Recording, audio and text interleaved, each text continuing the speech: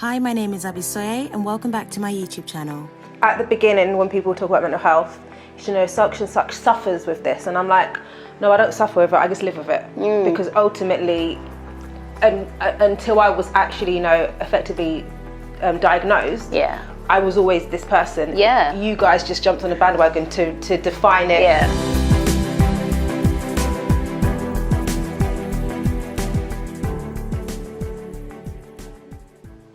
Hi, my name's Seetal Abbie. I'm 39 and I've been married for 12 years now. And we have been trying to conceive, my husband and I, for about 4 years. And that was following a miscarriage from a spontaneous pregnancy. And we've had 4 failed rounds of IVF since then. Hi, I'm Abby. I'm 49. I'm a mother of 3. One is 29. And my other set of twins, they're 9. I've got 20 years gap in between my children. I'm a serial entrepreneur. We run businesses in the hotel industry, in the care, in the health and social care industry as well. I've been married for 22 years. Both guests have been given a set of questions to ask one another, but I've also encouraged them to feel free to ask their own questions too. My journey with infertility, I really found it after my first daughter. My first daughter was born before I got married, while I was still in university. So after marriage, I didn't think any issues about fertility. I felt it was going to come naturally. It didn't come straight away, and we were not worried about it. Again, purposely because we were running the businesses. That kept us going. So it didn't even occur to us that anything was happening. It was a surprise that we had to go through 3 rounds of IVF over 10 years before we had the twins. Yeah, goodness. But I'm pleased to have the twins. Yeah, no, it's fantastic. It's always nice. It gives people like me hope. But at the moment, my husband and I, we're in the middle of that journey. So we've had our IVF and it hasn't worked, but we're still hopeful. And to hear that people have had success, it keeps us going, I think. You did say something. You've been married 12 years and you've only been trying for 4 years. Yeah, that's the thing. And so when we got married, I lived with my in-laws for a couple of years. And so at that time, we weren't thinking about having kids at all. And then we got our own place and we wanted to enjoy our independence. We changed jobs. And before we knew it, 5-6 years had kind of gone past. And we were traveling and we were pretty young. We got married in our late 20s. Right. But then I think it was the pressure to procreate. You know, we got that a lot from the elderly members of the family. And the more they commented on it and questioned us, the more I sort of rebelled and pushed it to the side because I hated the fact that people were telling me what I should be doing with my body and my life and by when, on their kind of timings. And I didn't know, actually, if I wanted to have kids by that point. It was sort of a distant dream. I always, when I was younger, thought it would happen. And I assumed it would happen when we were ready. And then when I was in the situation, it felt quite scary. And I was worried about losing my independence and my identity. And then we had a surprise pregnancy. And we found out on Christmas Day, and it was just fantastic. All those fears that I had beforehand, they just disappeared. They melted away, and I saw pregnant on the stick, and I thought, this is amazing, and I feel so happy, and ran into the bedroom, told my husband, and we just couldn't believe it because we weren't expecting it. So all of that time, we weren't actively avoiding pregnancy, but we weren't trying either. So I guess that in itself should have been a sign that there was something wrong, but we weren't really listening to that or paying attention. And I was just getting my head around all of that, you know, like, oh, I'm pregnant and I'm happy about that, but I thought I would be sad. And then we had a miscarriage, all of that within a space of 2-3 weeks. And it was very hard to handle and come to terms with that, really, I think. And sometimes when recently I heard that someone I know had a miscarriage, and I don't think it ever leaves you, those feelings of just inadequacy and failure and why was my body unable to hold on to that? You blame yourself a lot, so... Well, if there's any consolation, I did have miscarriage as well, but I still went on to have successful pregnancy with the twins. So, how did you feel about that, the miscarriages? I blamed myself. I thought, was there anything I had done to cause it? Could it have been avoided? Was I working too much? That was one thing that kept ringing in my head. Oh, was it work? Was I working too much? But eventually, I just had to come to terms with it. I let it go very quickly, and then I just thought. And how did you do that? Recovering from the miscarriage, apart from people talking to you, you reading books, I think something that kept me going was my faith. Being a Christian, it helps me. I have my own little corner to go to. Coincidentally, around about the same time, the head of our church, our pastor, released a book called Congratulations, You're Going to Have a Baby. So it was almost like I had something to hold on to. Yeah. I read a lot of books. At that time for me, I didn't know anyone around me that had gone through it or had spoken about it. Yeah. So I could not speak to anyone about it, but I dug myself into reading a lot of books. And I read a lot of faith books because I needed to build myself up positively. Yeah. I didn't want to listen to what any psychologist or counselor was going to tell me, but I need somebody to build up my faith and tell me it's going to be better. Yeah. Not somebody giving me scientific analysis. No. That, oh, people your age or people your gender or people your race, there's a percentage of statistics of this and that. I don't want that. I want you to not deceive me that everything is going to be all right, but at least give me hope, something to hold on to. And that did help me. That helped me to recover, to prepare myself for the next round, to say, all right, be it natural, be it IVF, whatever it is, I'm going to be ready for it. Yeah. And that helped me cope very well. I think that's really important. You touched on hope, and however you build that up for yourself, whether it's faith or whether it's talking to people. But then that is also a problem. I know that for Indian communities, talking about miscarriage and infertility is such a huge stigma because you feel like a failure. You feel like you've let everybody down, and the disappointment as well. Like, I feel an immense amount of guilt that my husband would be an amazing father, and I see him with our nephews and with our friends' children, and I just, my heart breaks and it bleeds when I see him, because I think, you know, I'm the reason why he's not a father yet. And it's very difficult. And he doesn't blame me. He doesn't. The issue is on my side. I have a diminished ovarian reserve. So it's the quality of my eggs and the quantity as well. But and I have asked him that question, you know, because part of me does think, you know, if it wasn't for me, you know, we've been married 12 years now, you know, you probably would have been a father because biologically you don't have any issues. All right. But he said, we're in this together. You know, I married you for better or for worse, and this is our worst at the moment. So, yeah. So for you, was there any signs earlier in the marriage that you thought, oh, it hasn't happened, and you just thought, Not really. We weren't thinking about it because I think we had all those distractions, like you said, with the business. Yeah. You know, we were focusing on work. My husband has his own business as well, so they were building, they being him and his business partner, building it up from the ground.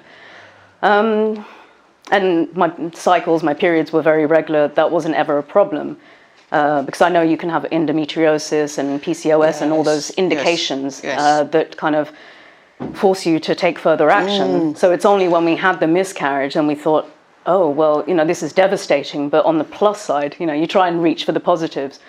On the plus side, one, I realize I really do want to have children, and two, we need to do something about this and explore what is potentially a big issue because we haven't had anything in 8 years. This is the only kind of accident we've had.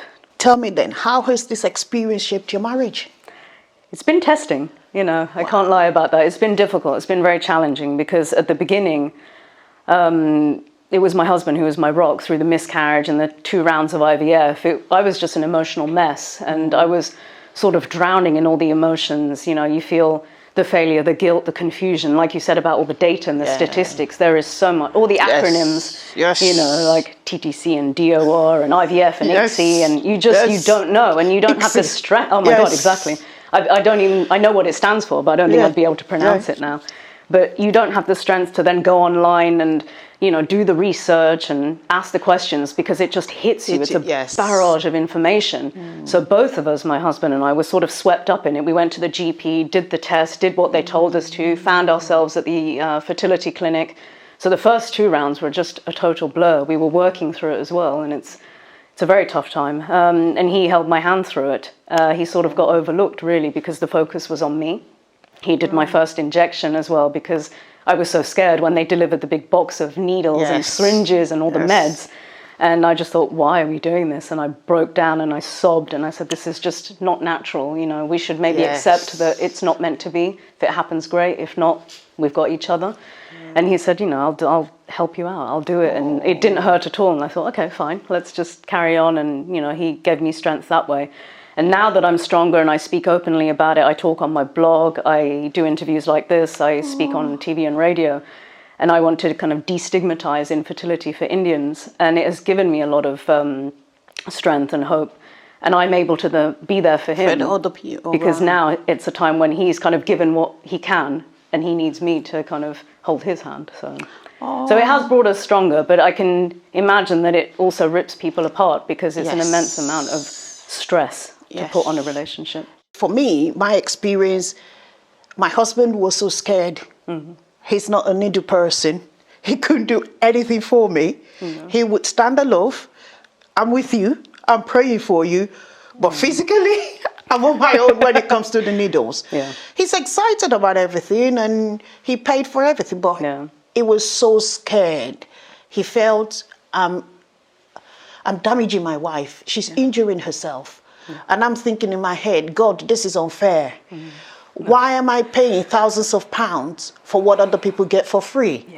And I even went as far as questioning God, like, some people don't even want children. You give them. God forgive me, but why? Why am I paying so much for all this? But it is what it is. One just has to deal with it. But it's not every man, and I give credit to your husband. It's not every man that can stand. Some men cannot even stand in the labor room when their wives are giving birth. My father-in-law fainted when my husband was born.